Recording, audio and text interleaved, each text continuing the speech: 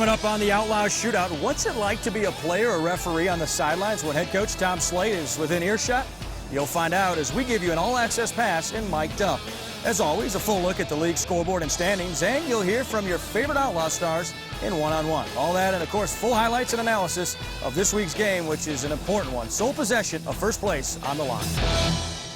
Hi, everybody. Chris Lewis along with you. Coach Tom Slate to join me shortly to break down this big game against Boston. But first, let's talk about what goes on before the game.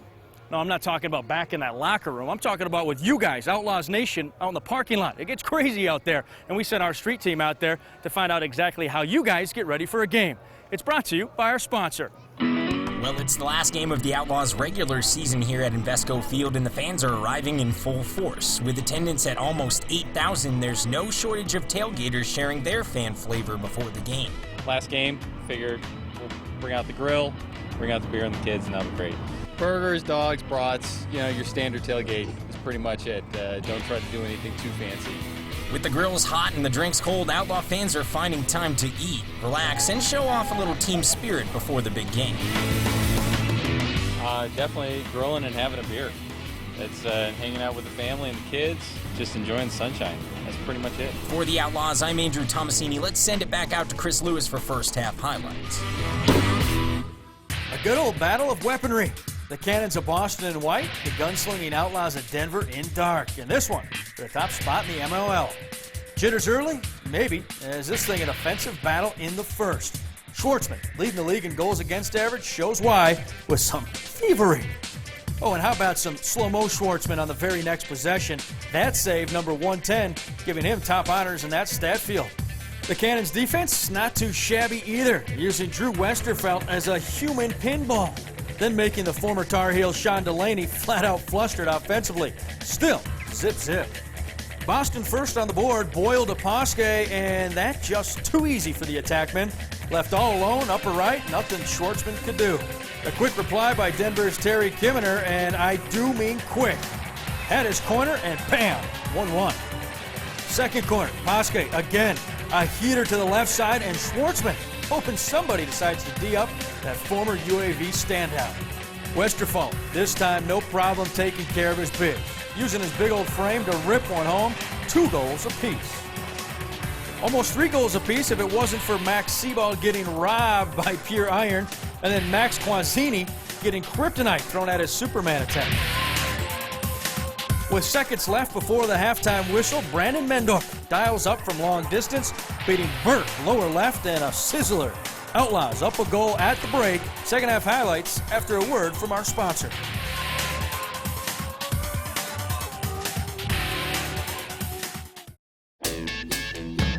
Welcome back to the Outlaws Weekly second half action with the home team up 3-2. Not anymore. Paul Rabel, the great sidestep, and then the Rockets' red glare. Too bad he had to celebrate over there all by himself. 3-3 as you get another look. Just ridiculous. Patrick Heim getting in on the action for Boston. They take an early third quarter lead, 4-3. This one, a goal of the game candidate. The teamwork, the put away, Mendorf with worm-like moves to knot it all up.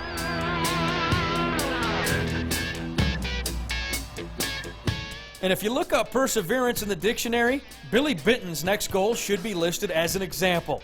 Posting up like Barkley in the paint, and then the 5-hole. Mendorf, again up to his crafty ways, the sleight of hand just slips wide. This would, however, not sail wide. Instead, right on target. The Outlaws up a pair. Just stupid range from Westerfeld.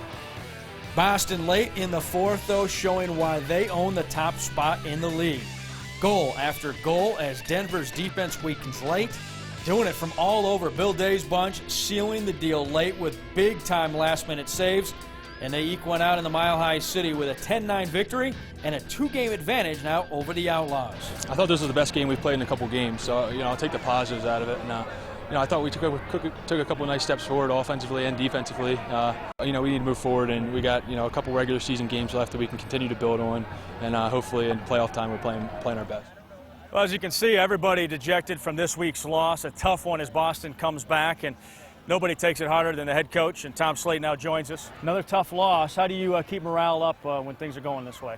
Hey, you just got to keep grinding it out. And, I thought we played 4 great quarters, and, they got the better of us there at the end. And, it's kind of the story of the season so far. We had another real bad injury, but, we like where we're at, on the team. The guys are playing hard, and we feel good things are going to happen. We play that way next week and the following week. We should be fine for the rest of the season. You take a look at tonight's game. Boy, things started slow. I don't know that I've seen a lacrosse game where the score is 3-2 going at a half. Was it more offenses trying to find their groove, or was the defense just that stingy tonight?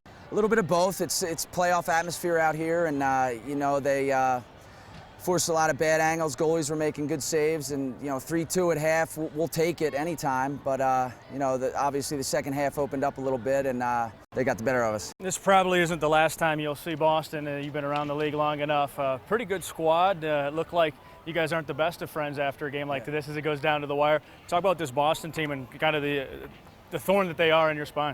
Yeah, they, we match up well with them, and they're a class act team, and obviously 2 hard, teams fighting, and words were exchanged a little bit, but they run a great program up there, and they got the better of us tonight, and hopefully we'll see them again in the playoffs. Well, there's a lot of words exchanged on the field that us, the fan at home or in the stands here at Invesco, don't ever get to hear, but that all changes right now as we mic up Coach Tom Slate during the first half of this one, and it's brought to you by our sponsor. Stick up for each other, play 4 quarters. Outlaws on 3, 1, 2, 3! Outlaws! Let's go, boys, let's go. Pick this up. Got to take care of our chances down there on offense, right? We got to bury the ball. He's going to follow. Kev, get the X. Kevin, get the X. Yeah, offense, right? 2 in his stick, right? Let's make him move a little bit. We know what to do. You got it, buddy. You got it. Look back. Yeah, he just whacked. That's what he turned around and Quinzani's like, I didn't do anything. But he felt something pop, and it felt like that's his Achilles. He felt that Quinzani whacked him.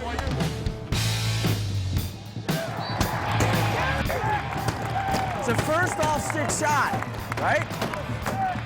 Off-stick, boys, lefty. That's you. High to low overhand, right? Come on! What a f***ing play. Pete, go to the ball! Pete, get it!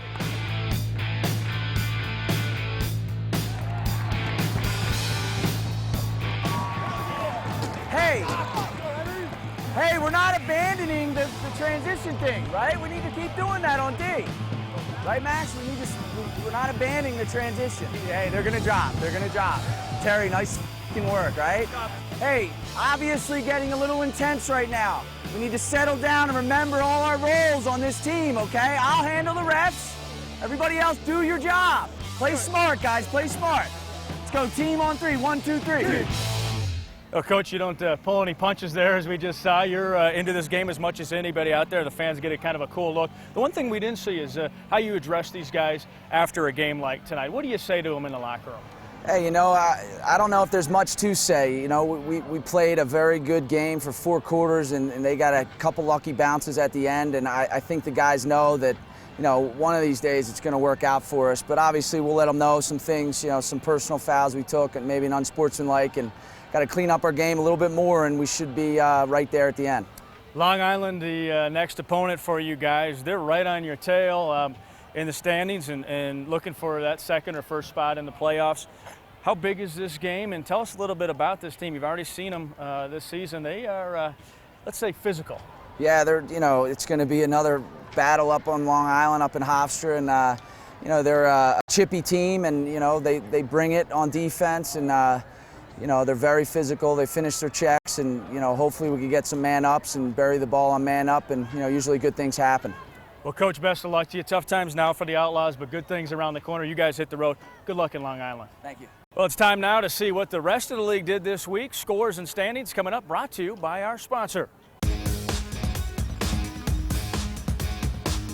Let's take a look at the MLL scoreboard, brought to you every week by our sponsor. In Chesapeake, the home team was embarrassed 16-6 by Hamilton. Jordan Hall led the way with 3 goals and 2 assists. Same type of game out on Long Island, except this time the home team laid the beating, downing Rochester 15-6. So to the sponsor league standings, where Denver you see trailing Boston by a pair, Hamilton sneaking in behind the Outlaws, and Chesapeake, despite the losing streak, grabbing the last playoff spot. Thanks for tuning in to Denver Outlaws Weekly, brought to you by our sponsor. We'll see you next week right back here.